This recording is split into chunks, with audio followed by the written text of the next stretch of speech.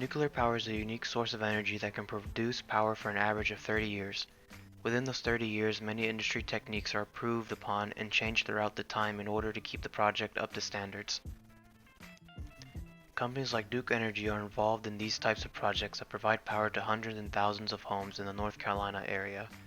This senior design project began when Duke Energy approached the team in order to have students at UNCC convert old calculations performed on the power plant's AC and DC electrical system into a more modern system. The nuclear power plant that would receive this treatment is the Brunswick Nuclear Power Plant in South Carolina, which was built in 1975. The team began by receiving data from all the components created by a previous calculation on an old system. This data was unorganized and provided no useful information in its current state. Once this was organized, the next hurdle was to import it into a program called ETAP.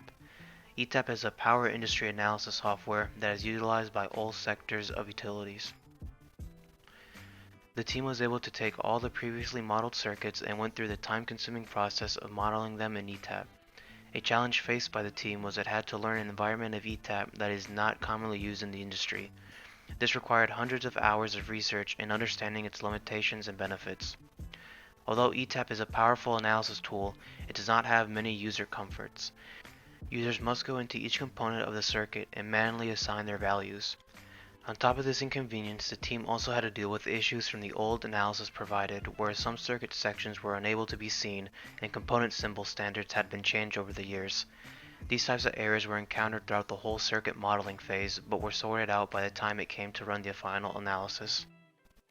To test and verify the project, the team was to come close to producing the original calculation document provided from the old system.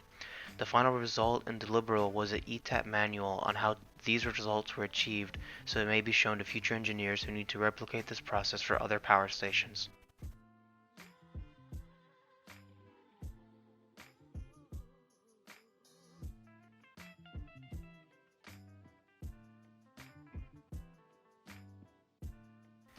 The more technical results from the analysis was to provide Duke Energy with a voltage drop and battery sizing analysis to show what is the minimal voltage required for the circuits to operate from the batteries in an emergency scenario. Given how complex and big a nuclear power station is, the next step would be to continue this exact process onto the other systems within the plant.